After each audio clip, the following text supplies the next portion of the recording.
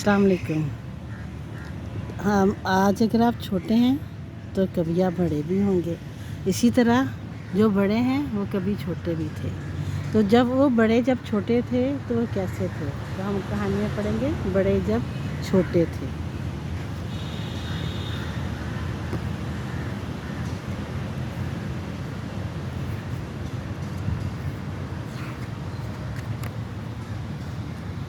अम्मी जब छोटी थी तो उनको शाम 5 बजे से पहले बाहर जाकर खेलने की इजाज़त नहीं थी।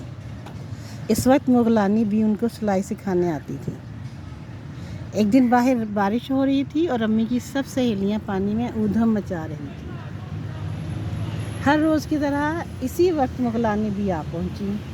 उन्होंने अपनी सिलाई की पोटली, पान का डब्बा और चश्मा पलंग पर रखा और अम्मी से सिलाई का सामान निकालने का कहा। अम्मी ने बेदिली से सामान निकाला। मुगलानी भी ने उन्हें दुपट्टे का किनारा मोड़ने को दिया और ख़ुद बाकी घर वालों से गपशप करने चली गई। जैसे ही मुगलानी भी कमरे से बाहर गई, अम्मी ने जल्दी से कुर्सी पर चढ़कर घड़ी आगे कर दी और दोबारा दुपट्टे का किनारा मोड़ने बैठ गई। मुगलानी भी गप्पे लगाकर वापस आई ही थी कि घड़ी का घंटा बजा। वो हैरत से बोली, आज तो बड़ी जल्दी 5 बज गए। ये कहकर मुगलानी भी अपना सामान समेटने लगी।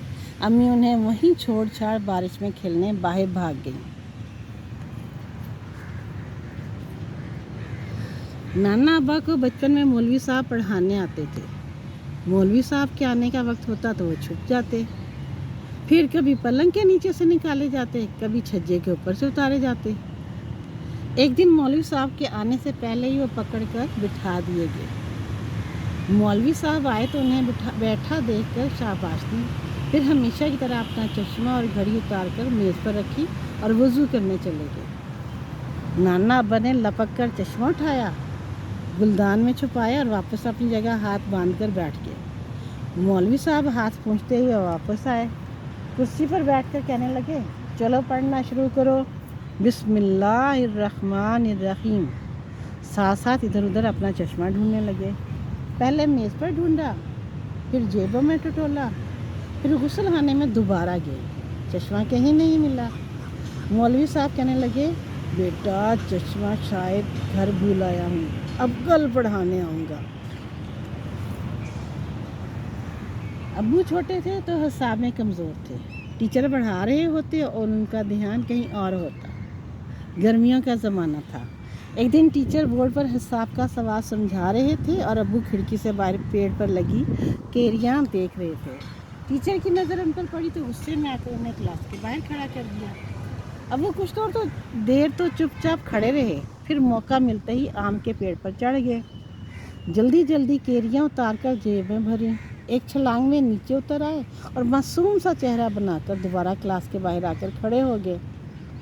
जब क्लास ख़त्म होने की घंटी बजी तो टीचर बाहर आए और बोले, जाओ क्लास में बैठो, आइंदा ऐसी हरकत की तो फिर से यही सज़ा मिलेगी। मामू जान बचपन में नहाने के बहुत चोर थे। सर्दियों में पानी के नाम से भागते थे। एक दिन उन्हें दोस्त की सालगिरह पर जाना था। अम्मी ने कहा, जब तक नहाओगे नहीं कहीं जाने की इजाज़त नहीं मिलेगी। ये कहकर उन्हें ज़बरदस्ती गुस्लखाने में भेज दिया। मामू जान पहले तो बाल्टी से पानी फेंक फेंक कर गुस्लखाने की दीवारें और फर्श गीला करते रहे। अपने ऊपर एक चुल्लू भी नहीं डाला। जब कुछ देर गुजर गई तो हाथ में पानी लेकर बाल, गर्दन और मुंह गीला किया, फिर तौलिया लपेटकर कपकपाते हुए बाहर आ गए जैसे नहा कर आए हैं। अम्मी ने उनके बाल, गर्दन और हाथ छू कर देखे, सब गीले थे। वो मुतमईन हो गए। मामू जान कपड़े बदलकर खुशी खुशी दोस्त के घर चले गए। दादी अम्मा को बचपन में दूध बहुत बुरा लगता था। उनके अब्बा का हुक्म था कि दिन में कम से कम 2 गिलास दूध पीना ज़रूरी है, लेकिन दादी अम्मा दूध का गिलास देखती और भाग जाती। उनकी अम्मी उनकी इस हरकत से बहुत तंग रहती। उनके अब्बा से शिकायत भी करती और दादी अम्मा को बहुत डांट पड़ती। आखिरकार दादी अम्मा ने एक तरकीब निकाली। उनके घर में एक जंगली बिल्ली रोज़ आती जाती थी। दादी अम्मा खुशी खुशी दूध का गिलास लेती और अम्मी के जाते ही सारा का सारा बिल्ली को पिला देती। खाली गिलास अम्मी को दे आती। امی بھی خوش، دادی بھی خوش، اور جنگلی بلی تو سب سے زیادہ خوش۔ کئی ہفتے یوں ہی گزر گئے۔ ایک دن صحن میں دادی اماں کی امی بیٹھی تھی۔ ان کی نظر کونے میں مزے سے سوتی بلی پر پڑی تو کام کرنے والے لڑکے طارق سے کہنے لگی، ذرا دیکھو اس بلی کو، دیکھتے دیکھتے کتنی تندرست ہو گئی۔ طارق نے جواب دیا، تندرست کیوں نہ ہو، دن میں 2 گلاس دودھ جو پیتی ہے۔